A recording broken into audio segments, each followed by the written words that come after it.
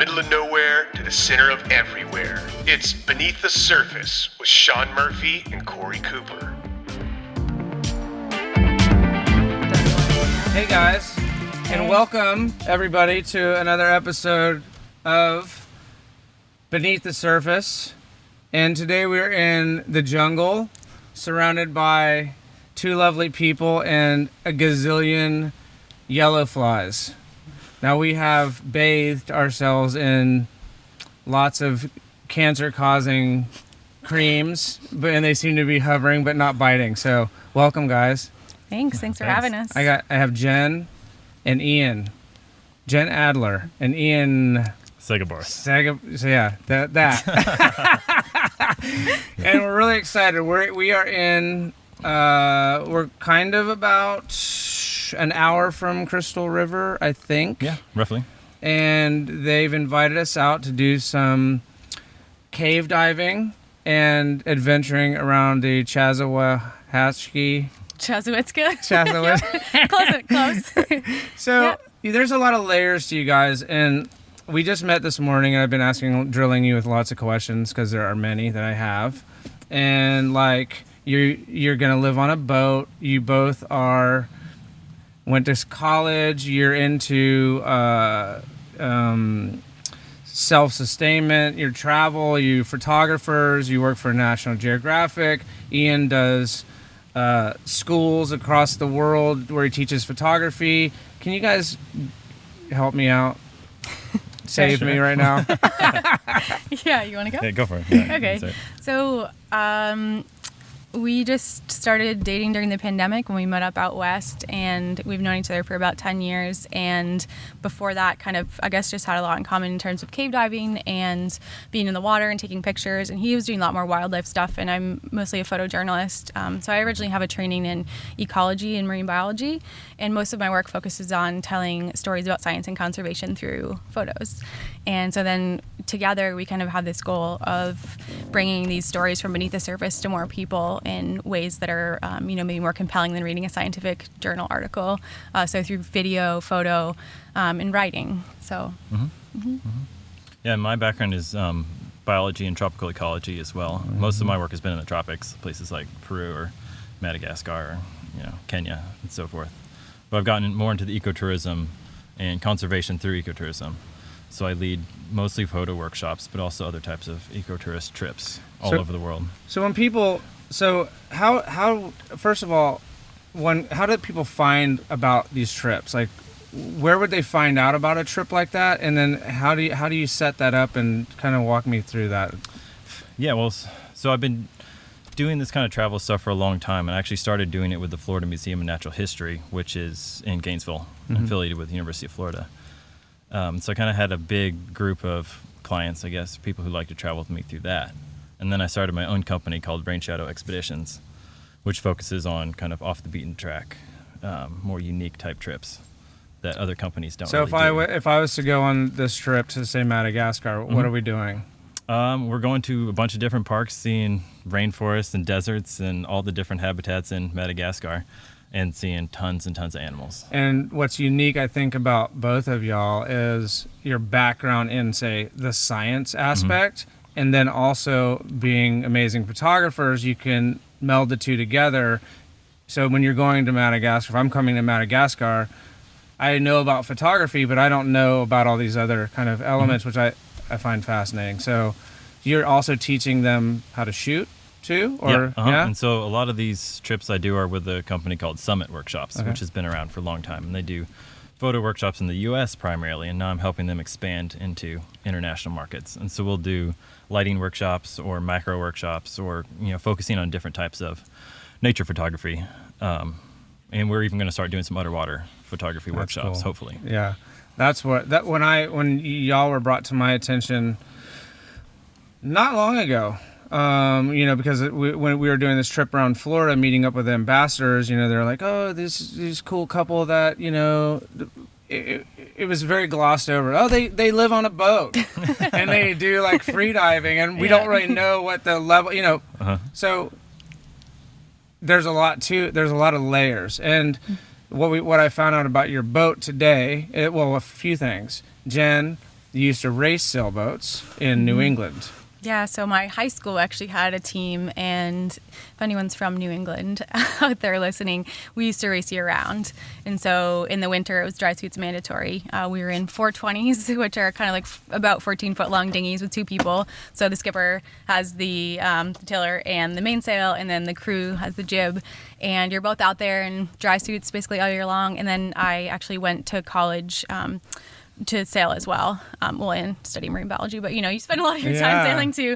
But yeah, I like to say that I can race small boats very fast in circles, but I haven't done a lot of like offshore sailing, and so I'm really looking forward to doing more of that, like with our boat, and kind of getting offshore a little bit and kind of discovering that part of sailing that really wasn't part of what I did growing up in college. Yeah, and that's a little bit different, but I raced Hobie Cats growing up, so I feel like once you know whether it's a Sunfish or a Hobie Cat or the boats you're racing, you know the wind, you know how to compass. And so that was my first question to Ian this morning. I was like, dude, like, are you scared? Like, are you in the open ocean? Like, a lot of I've seen a lot of like, I shouldn't be alive shows and those things. And but then you quickly point out, well, Ian knows how to fix stuff, and I know how to sail, so we should be fine. We'll be good, yeah. 2 of my good friends from the college sailing team actually are part of the Volvo Ocean Race now, the one where you race around the world. Wow. And so I'm taking a lot of inspiration from them, but it's kind of funny because when you see the boats that they're racing versus our like big cruising boat with no racing sails on it, it's kind of like they're going, how fast are they going? Like 25 plus knots, like they're cruising and like all around the world in all sorts of dangerous seas. Like we would plan our trips out so that we were going during the best time of year to go with the best wind direction, not like because you had to race against the other boats to get to the next port. And tell us about your boat. Like, how big is it? Yeah, so it's a 1985 Endeavor 42, which if you ever watch Miami Vice, yeah, of course, that's my era. Yeah, that's the one Crockett lived on with the alligator, the blind alligator. Radical. Yeah, I think there's only about 20 others of this boat, no way, including his. Yeah. So where are we at with that right now? So it's in a boatyard at the moment, being worked on. We had to do bottom job and a bunch of fiberglass work, and kind of getting it rehabbed and outfitted a little bit better. Kind of converting all the systems to be run off solar, building a new battery system, trying to be as efficient and off-grid as we can be. And you've got a puppy coming. You're waiting for a certain type of puppy that's going to be like the boat mascot. Yeah, well, what are we going to change it to? Our Instagram handle, DAEDALUS and the Dude, like the doodle. Like yeah. I think that's gonna be gnarly. Yeah. And the dog will probably look kind of like me, but with like mango-colored hair. I'm certainly excited. The more I get to know about you guys, I'm super excited. I kind of wish there was like live feeds on the boat and I could just watch. Oh, that'd be a good idea. Yeah. See? Yeah. See how we're doing? Probably see some embarrassing stuff happen. Like, maybe. You never know. Maybe. It's all part of the learning trial process. and error. And so when is this about? Okay, when is the boat going to be done? When are you hitting it with a bottle of champagne? And then where are you going first? So it should be done back in the water in November, December of this year. So kind of right after hurricane season, after we do some more trips in a car this summer, shoot a couple of stories, and then we'll be back in the water and hopefully heading down to the Keys in the Bahamas. But yeah, probably beginning of next year, like January, February, just in time for hammerhead migration. That sounds. I've always wanted to shoot that. It sounds amazing. I want to do always want to do the mullet run. Oh yeah. When the mullet hit the beaches in South Florida, and the tarpon and the sharks, and it's just insane. Yeah. And okay, so that's happening. And the other question that I'm, being a photographer myself, I'm fascinated by. We talked a little bit earlier about how these. So you both work freelance for Nat Geo. Right? Freelance for kind of everywhere, yeah. And Huffington Post. So break down just a little bit of tell us about what you've done and who you work for. Sure. So while I was doing my PhD, I got a grant from National Geographic to create a program to bring more kids out to the freshwater springs. And so I brought them out and gave them cameras, because I think a really important part of storytelling is letting the people that you're telling stories about actually have a part in the story. And part of that was to kind of help connect the kids to the freshwater that makes up 90% of our drinking water in Florida, coming from the aquifer up through the springs. And then made a 360 virtual tour of the underwater caves, because most kids can't cave dive. And so kind of letting them see the aquifer in their drinking water in this different way. And then I kind of entered grad school thinking that I would go on to be a scientist, but partway through I kind of realized how I kind of fell in love with photography and was really improving my skills through underwater photography, ironically, not the other way around. Right. And then kind of realized the really crucial role of communication in science, and in that it's not separate from science, but it's really this important part of it that we can, you can't just do science and not communicate it, then you're forgetting part of what you're doing. So I kind of entered into a new role in science and started pitching stories to places. And so writing for the Huffington Post, doing some other online stuff for National Geographic, applying for grants through International Women's Media Foundation, and yeah, just trying to get work out there in mainstream outlets where people can read about science and not feel like they have to pick up a peer-reviewed journal or be a scientist to understand it. Do you guys work a lot in, say, the TV arena or video as well, or is it mostly, do you find story, like written story? He does more video I do than more I do. video. I started out just doing stills, but then I was working for the Florida Museum at the time, doing photography and stuff as well, and helping with exhibits, and started doing more video stuff for them, and then it kind of transitioned in doing like quite a bit of cave diving video and other underwater, because it's such a niche thing. Oh yeah, totally. Yeah, Especially when you involve cave diving, because there's only a few people in the right. world who do Yeah, that. and it seems like a lot of it's in Florida, and I follow a bunch of people on Instagram, and scares me. I'll be honest. Yeah. I would say about cave diving, though, it's the only thing I've ever done where it's your sole focus the entire time you're doing it. Everything else is gone from your mind the whole time. It's for me, a very relaxing and kind of like... Let me tell you something. We just did this like an hour ago in some little, where were we? Seven Sisters? We were just holding our breath, though. This is like with tanks on and everything. Yeah, This so is we're Okay, like well, that wasn't my 5,000 sole feet purpose. in, I was like, already yeah. like, I'm looking at, I'm focusing on you. I'm adjusting my aperture because it was dark, and you're backlit, and I'm waiting for you, and I'm like, is she coming? I'm running out of air, and then I panic a little bit and bump my head, and I'm like, I consider myself a waterman, but maybe I have too much ADD, and it's not the thing for me. Maybe if you had a tank, you'd be okay. Because like Then my tank would get snagged on a boulder. At least you wouldn't have to come up to breathe. I don't know. Yeah. Maybe you can be a little longer down there before I drowned. Basically. So before we go any further, tell the people how they can see you, find you. Yeah, so we're both on Instagram. I'm at JM Adler, and then Mine is I.Segebarth. How do you spell that? Segebarth. Got it. should I tell them the secret? I didn't know how to spell his name until we were going out west, and I was trying to email him, and I was like, what did I think? Oh, Segebarth. I didn't realize there was another E. Second E, yeah. And I was like, I We've been really friends thought for that he like was in my 9 years. context. Yeah, maybe you should do that thing that a lot of people do with funky names. Maybe you've already done it. I didn't notice it, where you spell it out goofy so you know how to pronounce it. Actually, you know? the easiest way to find me is my website, which is iksphotography.com. There you go. Yeah. Now it's pretty easy. And and that will give all the information to all the other things. Yeah. Yeah. Got it. And so, as it relates to kind of boat boards, like what boards do you have? Tell us about the advantages of having a paddleboard, how it relates to going on your sailboat or going cave diving. Sure. So when we did this first trip on the boat, we went 300 miles from Fort Lauderdale over to Port Charlotte through the Okeechobee Waterway, so through all the locks and everything. And it was a lot of motoring sitting on the boat. And so at the end of every day, wherever we got to, it didn't matter. I would always take my paddleboard and go out, kind of explore. It's just such a fun way to go into really shallow water, and especially in Florida where it's so clear, it just gives you a whole different perspective than if you're sitting in a kayak or swimming. Just to be able to look up and see through the water when it's so clear. Like today when we were paddling, you can see down through those solution tubes and everything.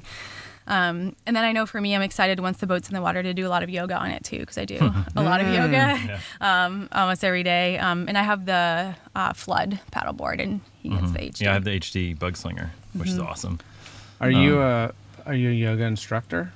I'm not a yoga instructor, but sometimes I do my own flows, because yoga got me through grad school basically. Because I was always like a more runner type who was just like, I have to do something like active and like feel like I'm going. And I was like, that yoga stuff is like, I don't know about that.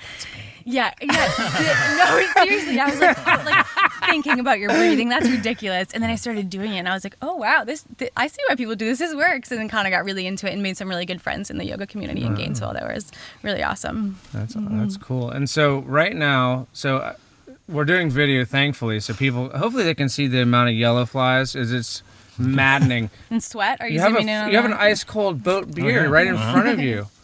Try it That's out, great. dude. Should I try it? Yeah. It's an IPA. I haven't love drank in IPAs. 10 years, so I don't know but people say they like it, you know? Never know. I was a Coors Light guy back in the Okay. olden days. That's really good. That's really good. Yeah.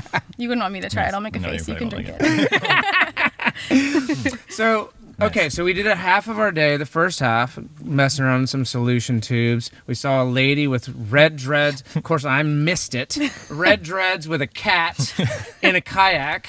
It was colorful. And now we are in the middle of some other spot in the jungle, and we're going where? I'm excited. You want to tell? Yeah, we're going to a spot called Beaufort Spring, which is a much bigger, much deeper spring than where we just were. It goes down to over 100 feet. Mm-hmm. We won't go that far in because you pretty much have to go into what we call overhead to get there. So like back in. That's a cave dive, like a true cave dive at that point. But it's a really cool spot. Yeah, what's cool about this is it actually, so like the area where we're standing now is what it used to look like to get out there. And in the rainy season, it floods. So a lot of cave divers have come here for a long time, but it's kind of was a pretty well kept secret because you had to know like where to pull off of this dirt road and where to trudge into the woods. And they did recently put a boardwalk in. So it is a little bit easier to get out there, but it's still not like Jenny Springs on a weekend. You know, it's still pretty kept quiet. Are you guys, I know a lot of back home, a lot of really free divers that are insane. I myself am not. I've taken courses and I'm not. I just can't go that deep. My ears won't let me. Are you guys pretty advanced free divers, or kind of like down the middle, or like what's kind of your level, and what kind of depths do you like to play around with? I think the main reason why we hold our breath is to take pictures. So a lot of the training we were talking about, it's kind of like how can you get down deeper and hold your breath for longer. But I think we kind of take that training and apply it to like, okay, maybe I only want to go to 25 feet, but I want to be able to hold my breath for a minute or two once I'm there to get the shot. But a lot of how they teach has been amazing in terms of the breath work and stuff. But just like our body position is not going to be the same like body position you learn in It's not like competition. Right. Free diving. Yeah. Got it. Yeah. Well, and we always have a camera. Which is essentially like a big sail. That's holding you back. why I took it too, is because Yeah. I'll constantly dive down and I forget. This is me. I dive down and I'll be in the Gulf and I'm like, I see a manta ray. Boom. I'm in the water. I'm chasing this manta ray for too long. And then I realize I'm drowning.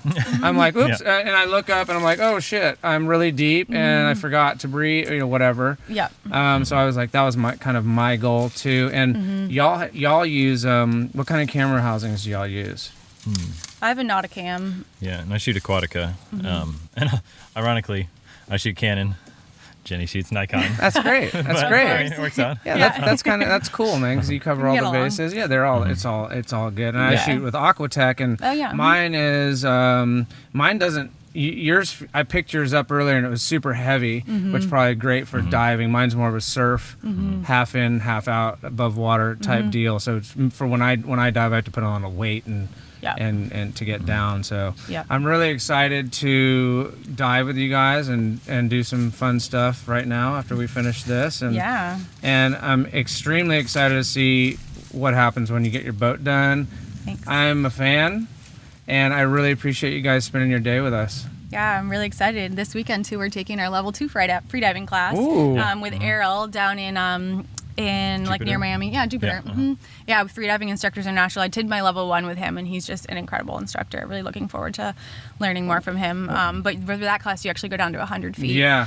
Yeah. So did you do that one? No, I did level 1, and I was so mad. We were out in the Gulf. We were doing our final dive, and I couldn't get down far enough because of my right ear. End up having to get hearing aids because I have this bone growth and tinnitus, and my my gosh. ears are jacked up. But my right ear will not clear, so I can only get down to about 30 feet, 40 feet before it starts getting painful. But our instructor over at Benthic, he was like, don't try push it. it. He could see in my face. I'm like, I was just going to push through. He's like, don't do it, dude. You're going to blow your eardrum out. No. But he was telling me about the second course. He's like, course 1 is easy. that's basic. Anyone can pretty much do that. But the second one, yeah, that's where it separates people. We're Like that's cautiously We'll see. excited. that's crazy. Yeah. That's cool, man. Yeah. Well, we both have spent so much time in the water. We both have thousands of dives, and we're full cave. We've done a lot of crazy stuff, so we're extremely comfortable and confident in the water. But The this breathing level stuff. of breath holding is it's a whole different level. Yeah, and I would say, you're a couple and you're always together, but again, like, and I think I'm a risk taker, but I'm thinking about you guys as like a parent. Like if you're out on your boat and you're in the middle of nowhere and you're free diving, what if something goes wrong? I really hope my mom's not listening to this. Mom, yeah, make her have a sat phone and check in every day. She already and does that. Buddy system, one up, one down. Uh-huh. All that, the Yep. basic stuff. Do you guys spearfish too? I do a little bit. Kind of to eat fish when yeah, you're on so- your trips, right? Yeah, cool. Yeah. I'm a vegan. We don't talk about that. Oh, No, I mean like. what are you gonna do on the boat? Or just eat coconuts? PB&J coconuts. Yeah, Okay, there you go. We have Or like bananas, I love which- bananas, which I know you're not supposed to have bananas on boats, but I was like, screw that. I'm eating bananas. That's on the bad boat. luck, man. Well, so are apparently women on boats. So, I will say nothing. Well, thanks again, guys. I'm really pumped, and we're about to go diving. And check these guys out. You too will be a fan. And thanks for listening, and we'll see you next week on another episode of Beneath the Surface. See ya.